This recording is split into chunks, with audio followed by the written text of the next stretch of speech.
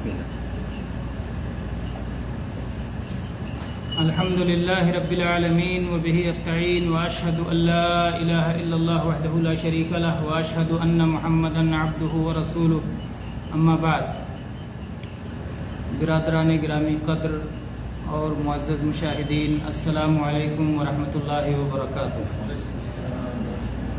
اللہ کے فضل سے سورہ بقرہ کو پڑھنے اور سمجھنے کا جو سلسلہ چل رہا ہے 119 آیات تک پڑھ چکے ہیں۔ آج 120ویں آیت پڑھیں گے انشاءاللہ، سورہ بقرہ کی 120ویں آیت۔ اعوذ باللہ من الشیطان الرجیم۔ وَلَن تَرْضَىٰ عَنْكَ الْيَهُودُ وَلَا النَّصَارَىٰ حَتَّىٰ تَتَّبِعَ مِلَّتَهُمْ قُلْ إِنَّ هُدَى اللَّهِ هُوَ الْهُدَىٰ وَلَئِنِ اتَّبَعْتَ أَهْوَاءَهُمْ بَعْدَ الَّذِي جَاءَكَ مِنَ الْعِلْمِ مَا لَكَ مِنَ اللَّهِ مِنْ وَلِيٍّ وَلَا نَصِيرٍ الَّذِينَ آتَيْنَاهُمُ الْكِتَابَ يَتْلُونَهُ حَقَّ تِلَاوَتِهِ أُولَٰئِكَ يُؤْمِنُونَ بِهِ وَمَن يَكْفُرْ بِهِ فَأُولَٰئِكَ هُمُ الْخَاسِرُونَ۔ گزشتہ آیات کے بارے میں آپ کو ایک بار بتاتے چلیں تو ربط سمجھ میں آ جائے گا اور ان آیات کو سمجھنا آسان ہوگا۔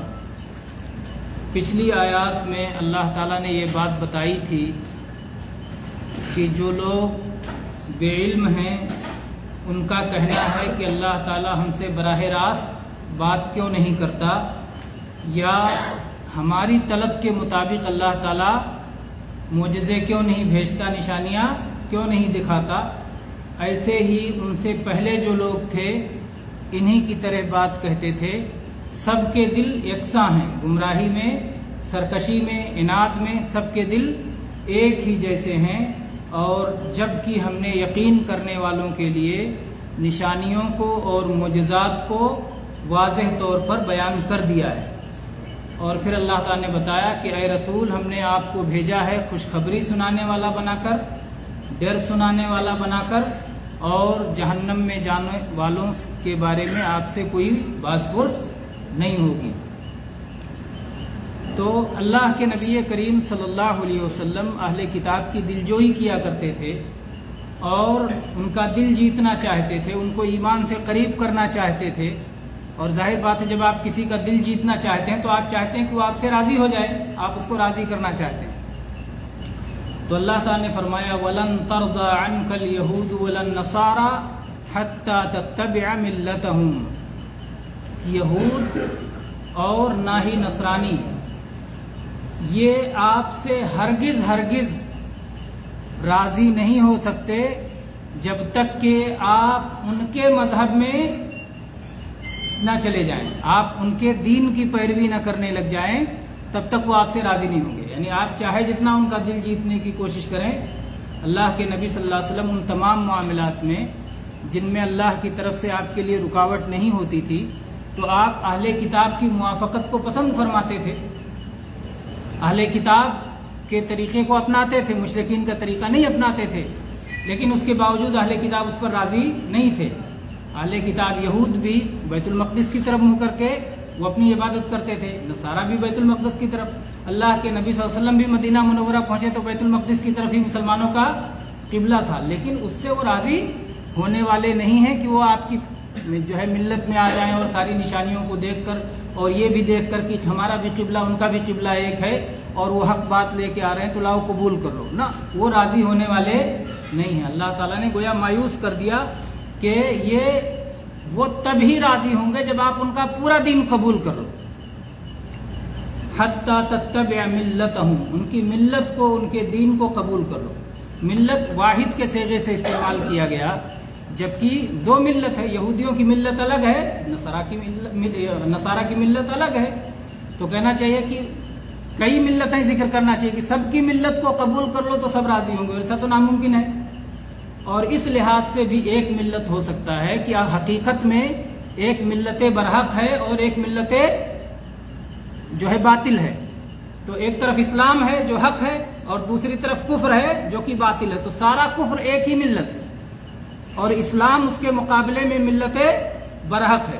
تو تو یہاں اللہ نے جو واحد کا صیغہ استعمال کیا کہ ان کی ملت کو یعنی ملت کفر کو جب آپ قبول کر لیں گے تبھی وہ راضی ہو جائیں گے، لیکن ایسا ہو نہیں سکتا۔ آپ یہودیت کو قبول کریں گے، یہودی راضی ہوں گے تو نصرانی ناراض ہو جائیں گے، نصرانیت کو قبول کریں گے تو یہودی ناراض ہو جائیں گے، تو آپ سب کو راضی نہیں کر سکتے۔ اور اس طرح سے آپ ان کی رضا کے پیچھے نہ پڑیں، بلکہ آپ کس کی رضا کا خیال کریں؟ اللہ کی رضا کا خیال کریں کہ اللہ راضی رہے۔ یہودی ناراض ہوتے ہیں تو ناراض ہوں، نصرانہ ناراض ہوتے ہیں تو ناراض ہوں، یہ اہل کتاب ہیں۔ ان کے علاوہ جو اہل کتاب نہیں ہیں، بت پرست ہیں، مشرکین ہیں، آتش پرست ہیں، مجوسی ہیں، جو بھی ہیں دنیا میں، کوئی بھی راضی ہو یا ناراض ہو، ہمیں اس کی فکر سے زیادہ کس کی فکر ہونی چاہیے کہ اللہ ہم سے راضی ہو جائے۔ تو اللہ تعالیٰ نے فرمایا یہود و نصارہ آپ سے راضی نہیں ہو سکتے جب تک کہ آپ ان کی ملت کی پیروی نہ کرنے لگ جائیں، ان کے دین میں داخل نہ ہو جائیں۔ آپ ان سے کہہ دیجئے، اللہ کے نبی صلی اللہ علیہ وسلم سے اللہ تعالیٰ نے فرمایا کہ آپ قل کہہ دیجئے آپ ان سے ان ھدی اللہ ھو الھدی، کہ ہدایت تو وہی ہے سچی ہدایت جو اللہ کی ہے۔ ھدی اللہ ھو الھدی، اللہ ہی کی ہدایت تو پوری ہدایت اور سچی ہدایت اور برحق ہدایت تو وہی ایک ہے، اس کے علاوہ دوسرے کو کیسے قبول کر سکتے ہیں؟ اللہ کی ہدایت جو مجھے مل چکی ہے میں اسے کیسے چھوڑ سکتا ہوں؟ یہ تو ناممکن ہے۔ تو آپ ان سے کہہ دیجئے کہ ہدایت منزل تک پہنچانے والا راستہ، صراط مستقیم، گمراہی سے بچانے والا جو ہدایت ہے وہ تو اللہ ہی کی ہدایت ہے۔ وَلَئِنِ اتَّبَعْتَ أَهْوَاءَهُمْ بَعْدَ الَّذِي جَاءَكَ مِنَ الْعِلْمِ مَا لَكَ مِنَ اللَّهِ مِنْ وَلِيٍّ وَلَا نَصِيرٍ۔ وَلَئِنِ اتَّبَعْتَ أَهْوَاءَهُمْ، اور اگر آپ نے ان کے خواہشات کی پیروی کر لی، اللہ کے نبی صلی اللہ علیہ وسلم کو مخاطب کر کے اللہ تعالیٰ فرما رہا ہے، اور اگر آپ نے ان کے خواہشات کی پیروی کر لی اس کے بعد کہ اللہ کی طرف سے آپ کے پاس علم آ چکا ہے، اللہ نے علم بھیج دیا تھا، نبی صلی اللہ علیہ وسلم کے پاس قرآن اتار دیا، اس میں برحق علم ہے، اور اللہ تعالیٰ نے اپنی شریعت کا، توحید کا، آخرت کا سارا سچا علم آپ کو عطا کر دیا۔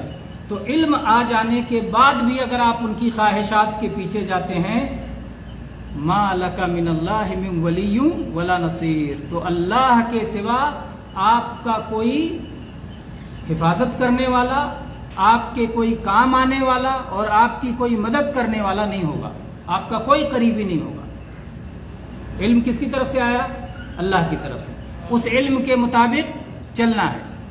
علم جو ہے اسی کا دوسرا نام ہے ہدا، ہدایت۔ اللہ کے نبی صلی اللہ علیہ وسلم کی وہ حدیث بھی یاد کیجئے جس میں آپ نے فرمایا ہے مثل ما بعثنی اللہ من العلم والہدا کمثل غیث، کہ جو علم اور ہدایت اللہ تعالیٰ نے مجھے دی ہے اس کی مثال بارش کی مثال۔ تو علم اور ہدایت وہی ہے۔ تو قرآن پاک میں لفظ جگہ جگہ آیا ہے، ایک لفظ ہے ہدا اور دوسرا لفظ ہے ہوا۔ ہوا کی جمع ہے احوا، احواہم، ان کی خواہشات، اور ہدا ایک ہی ہوتا ہے ہدایت، ایک طرف ہدایت ہوتی ہے دوسری طرف خواہشات ہوتے ہیں۔ تو اللہ کی طرف سے جو دین اتارا گیا وہ ہدایت ہے، اور اس دین کے مقابلے میں جو بھی ملتیں ہیں وہ کیا ہیں؟ خواہشات ہیں۔ قرآن پاک ہدایت ہے، حدیث پاک ہدایت ہے، قرآن و حدیث کے مقابلے میں جو کچھ ہے کیا ہے؟ خواہشات ہیں، ہوا ہے، خواہشات ہے، اس کے مقابلے میں اس سے ٹکرانے والی چیزیں ہیں۔ قرآن و حدیث سے مستنبت ایک چیز ہوتی ہے، وہ سارے لوگ ناسمجھی میں نہ پڑ جائیں۔ قرآن اور حدیث پر پورا بعض لوگ سمجھتے ہیں کہ ہم صرف قرآن و حدیث کو مانتے ہیں، نہ کسی آیت میں ہے 2 اور 2 4 ہے، اور نہ کسی حدیث میں اللہ کے نبی نے فرمایا کہ 2 اور 2 4 ہوتا ہے، لیکن سب مانتے ہیں۔ تو یہ قرآن حدیث سے زیادہ ہے نا، یہ پھر بھی ہم مانتے ہیں۔ تو یہ قرآن حدیث کے اندر ہے یا باہر؟ قرآن حدیث سے ٹکراتی ہے، موافق ہے، موافق ہے قرآن و حدیث کے۔ حق کو قبول کرنے ہی کا تو ہمیں حکم دیا گیا ہے۔ تو اس لیے جو معارض اور مخالف ہو اس کو سمجھیں، اور جو اس کے اندر داخل ہو اس کو سمجھیں۔ تو قرآن و حدیث سے حق کوئی باہر نہیں ہے، اور جو حق ہے اور اس سے باہر نظر آتا ہے وہ اس کے اندر شامل ہے کسی نہ کسی اصول کے ذریعے سے۔ تو اس لیے اس کو بھی نہ سمجھنے کی وجہ سے بعض لوگ کبھی کبھی دھوکے میں پڑ سکتے ہیں۔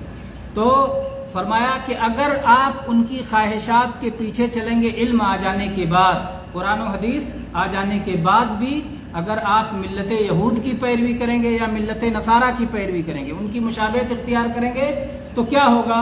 پھر اللہ سے آپ کو کوئی بچانے والا نہیں ہوگا۔ گویا اللہ تعالیٰ اپنی پکڑ لے گا، اللہ آپ کی گرفت کرے گا۔ آپ کو اللہ نے حکم دیا ہے کہ آپ کس کی پیروی کریں؟ علم کی پیروی کریں، ہدایت کی پیروی کریں، یہ اللہ کا حکم ہے۔ تو اس سے یہ بات معلوم ہوئی کہ جو بھی احوا ہیں، جو بھی خواہشات ہیں اور قرآن و حدیث سے ٹکراتے ہیں، ان خواہشات کے پیچھے ہمیں نہیں جانا چاہیے، چاہے وہ یہود کا طریقہ ہو، چاہے وہ نصارہ کا طریقہ ہو، چاہے مسلمانوں کے اندر بدعات کا طریقہ ہو۔ بدعات بھی کیا ہیں؟ خواہشات ہیں۔ اسی لیے بدعتیوں کو اہل علم کیا کہتے ہیں؟ اہل الاہوا، خواہشات والے، کیونکہ اپنی خواہش کی پیروی کرتے ہیں، اور یہ اہل بدعت کے پیچھے اہل بدعت بھی یہود و نصارہ کی مشابہت اختیار کرتے ہیں۔ جیسے اللہ کے دین میں اللہ کے نبیوں سے محبت کے اظہار کا طریقہ یہ اللہ نے کبھی نہیں سکھایا کہ نبی کے پیدائش کا دن مناؤ۔ نصارہ نے بنا لیا، عیسیٰ علیہ السلام کی پیدائش کا دن ہے تو اب اس کو جشن مناؤ، اور کچھ مسلمان بھی اس کے پیچھے ان کی پیروی میں لگ گئے مشابہت میں کہ نصارہ تو عیسیٰ علیہ السلام کی پیدائش کا دن مناتے ہیں، ہم میلاد کیوں نہ منائیں؟ وہ برتھ ڈے مناتے ہیں، ہم کیوں نہ منائیں؟ ہمیں ان کی موافقت کا حکم دیا گیا ہے، ان کی مخالفت کا حکم دیا گیا ہے۔ وہ لوگ کسی دین پہ چل رہے ہیں یا اپنی خواہشات پہ چل رہے ہیں؟ ہم کو خواہشات پہ چلنے کا حکم دیا گیا ہے کہ ہدایت پہ چلنے کا حکم دیا گیا ہے؟ ہدایت وہ ہے جو نبی کریم صلی اللہ علیہ وسلم کے واسطے سے، قرآن پاک کے ذریعے سے، آپ کی احادیث مبارکہ کے ذریعے سے آیا ہے، وہ ہدایت ہے، اور باقی جو کچھ ہے وہ ضلالت ہے۔ تو اللہ تعالیٰ نے فرمایا کہ آپ یہود و نصارہ کے راضی کرنے کے چکر میں نہ رہیں، وہ اس وقت تک راضی نہیں ہوں گے جب تک کہ آپ ان کے دین میں نہ ہو جائیں، اور ظاہر ہے کہ ایمان والا ان کے دین میں تو کبھی نہیں جا سکتا۔ محمد صلی اللہ علیہ وسلم کو خطاب کیا گیا، اور محمد صلی اللہ علیہ وسلم کی اتباع میں آپ کی پوری امت کو خطاب کیا گیا، اور جب امت کے پاس حق آ گیا ہے، ہدایت آ گئی ہے، تو حق اور ہدایت چھوڑ کے امت گمراہی کو کیسے اختیار کر سکتی ہے؟ تو کہا یہ تو امید نہ رکھیں، یہود و نصارہ سے آپ امید نہ رکھیں کہ وہ آپ کی دین کی پیروی کر لیں گے، اس لیے کہ وہ تو خود آپ کو آپ کے دین میں لے جانا چاہتے ہیں۔ وہ یہود و نصارہ تو چاہتے ہیں آپ یہودی بن جاؤ، آپ نصرانی بن جاؤ، تو آپ ان سے کیوں امید رکھتے ہیں کہ وہ مسلمان بن جائیں گے؟ اور آپ کے بارے میں یہود و نصارہ کو بھی امید نہیں رکھنی چاہیے، کیونکہ آپ کے پاس اللہ کی طرف سے علم آ چکا ہے، اور یہی ہدایت ہی کامل ہدایت ہے، سچی ہدایت ہے، اللہ کے ہاں قابل قبول ہدایت ہے۔ اس کو چھوڑ کے اہل اسلام ظاہر ہے کہ ان کی طرف نہیں جا سکتے۔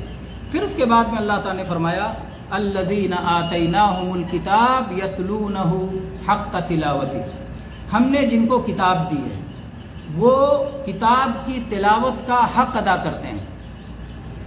ہم نے جن کو کتاب دی ہے، اس سے کون لوگ مراد ہیں؟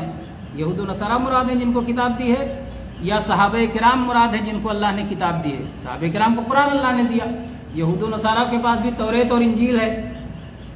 تو مفسرین میں دونوں طرح کی تفسیر کی گئی۔ بعض لوگوں نے کہا اس سے یہود و نصارہ مراد ہیں کہ جن کو ہم نے کتاب دی ہے، یعنی یہود و نصارہ، یتلونہ حق تلاوتہ، اور وہ اپنے یہ جو ہے کتاب کی یعنی توریت اور انجیل کی تلاوت کا حق ادا کرتے ہیں۔ اولئک یؤمنون بہ، وہ لوگ قرآن پہ ایمان لے آتے ہیں۔ جن کو ہم نے کتاب دی ہے، اگر وہ واقعی اپنی کتاب کی تلاوت کا حق ادا کرتے ہیں تو وہ قرآن پہ ایمان لے آتے ہیں، محمد صلی اللہ علیہ وسلم پہ ایمان لے آتے ہیں، اور لائے ایمان نا۔ عبداللہ ابن سلام رضی اللہ عنہ ایمان لائے، اس کے علاوہ اور بہت سارے لوگ جو یہودی تھے، نصرانی تھے، ایمان لائے۔ تو چونکہ وہ اپنی کتاب کی تلاوت کا حق ادا کرتے تھے، اس میں نبی کریم صلی اللہ علیہ وسلم سے متعلق بشارتیں موجود ہیں، خوشخبری موجود ہے کہ ایک نبی آنے والے ہیں اور آخری نبی آئیں گے تو ان کی پیروی کرنا۔ تو جو واقعی کتاب پڑھتے ہیں وہ حق تک اللہ ان کو پہنچا دیتا ہے، اللہ توفیق دے دیتا ہے، حق پر وہ ایمان لے آتے ہیں۔ تو یہ معنی بھی درست ہے۔ اگر کوئی یہ معنی کہے کہ ہم نے جن کو کتاب دی ہے یعنی اہل کتاب یہود و نصارہ، وہ اگر تلاوت کا حق ادا کرتے ہیں تو وہ ایمان لے آتے ہیں، اور اگر یہ معنی کیا جائے کہ ہم نے جن کو کتاب دی ہے یعنی صحابہ کرام رضی اللہ عنہم یتلونہ حق تلاوتہ، وہ اللہ کی کتاب کی تلاوت کا حق ادا کرتے ہیں، اولئک یؤمنون بہ، یہی لوگ پورے طور پر ایمان والے ہیں۔ یعنی ایمان میں کئی درجہ ہے، یہ بار بار بات کہی جاتی ہے کہ ایمان گھٹتا اور بڑھتا ہے۔ ایک آدمی جو تلاوت کا حق ادا کرتا ہے وہ پورا ایمان والا ہے، تلاوت کا جو پورا حق ادا کرے، اور جو تلاوت میں جس قدر کمی کرے گا اسی قدر اس کے ایمان میں کمی ہو جائے گی۔ تلاوت کس کو کہتے ہیں؟ تلاوت کا معنی کیا ہے؟ تلاوت کا معنی ایک تو ہوتا ہے زبان سے تلاوت کرنا، اور ایک ہوتا ہے تلاوت کے معنی پیچھے پیچھے چلنا۔ والشمس وضحاها والقمر اذا تلاها، تلا یتلو تلاوہ، تلا آیا نا، والقمر اذا تلاها، اور چاند جب سورج کے پیچھے پیچھے جائے، فالو کرنا، پیروی کرنا، اتباع کرنا۔ تو تلاوت معنی اتباع کرنا بھی ہوتا ہے، اور تلاوت کے معنی پڑھنا بھی ہوتا ہے۔ تو اہل علم نے کہا کہ تلاوت میں 3 باتیں آتی ہیں، ایک تلاوت لفظ، ایک تلاوت معنی، اور ایک تلاوت حکم۔ تلاوت لفظ یعنی الفاظ کی اچھی طرح تلاوت کرو، اچھے سے پڑھو، جیسا کہ پڑھنے کا حق ہے۔ جیسا اللہ نے قرآن پاک کو عربی میں اتارا ہے تو اسے عربی میں عربوں کے لہجے پر، قریش کے لہجے پر اس کو پڑھو اسی طرح سے۔ شین کیسے ادا کرنا ہے، قاف کیسے ادا کرنا ہے، ضاد کیسے ادا کرنا ہے نا؟ تو اس کے حروف کی ویسے ہی تلاوت کرو جیسی تلاوت مقصود ہے۔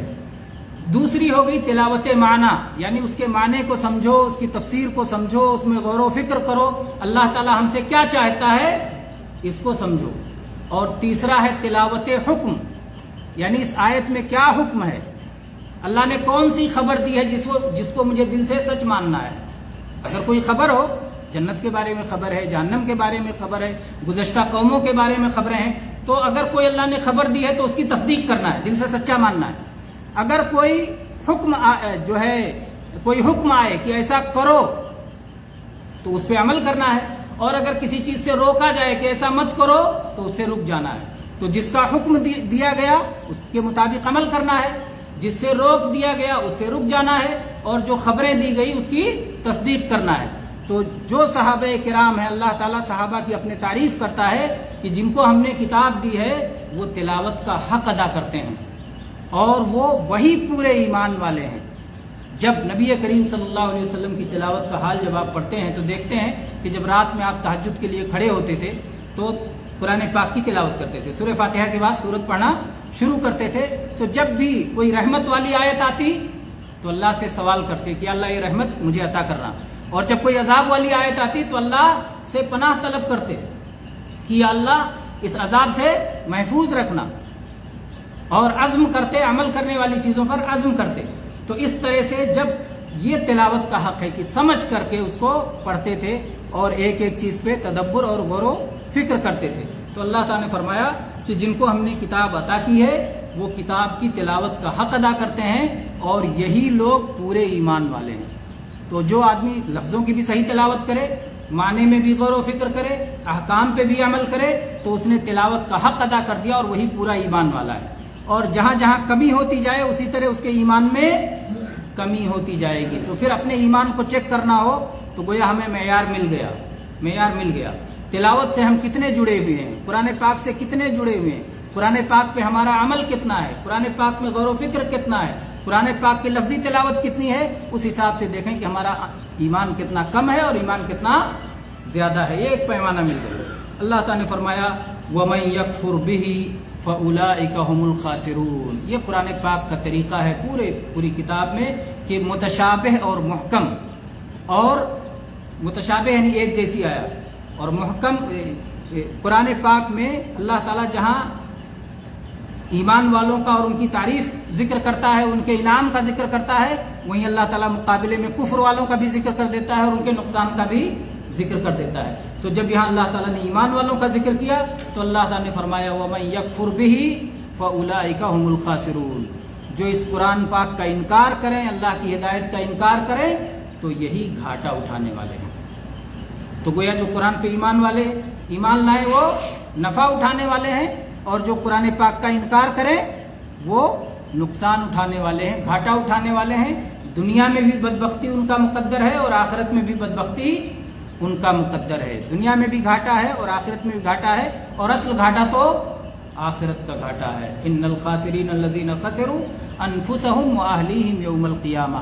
گھاٹا اٹھانے والے حقیقت میں وہی لوگ ہیں جو قیامت کے دن ہر چیز کا گھاٹا اٹھا لیں۔ اللہ تعالی ہم سب کو قیامت کے گھاٹے سے، خسارے سے محفوظ رکھے اور قرآن پاک پر ایمان والا بنائے، اور قرآن پاک سے اللہ تعالی ہمارا رشتہ محفوظ فرمائے اور قرآن کی ہدایت پر عمل کرنے والا بنائے، اور ہر طرح کی گمراہی سے اللہ تعالی بچا کے رکھے. آمین. وآخر دعوانا ان الحمد للہ رب العالمین. صلی اللہ علیہ نبینا وسلم.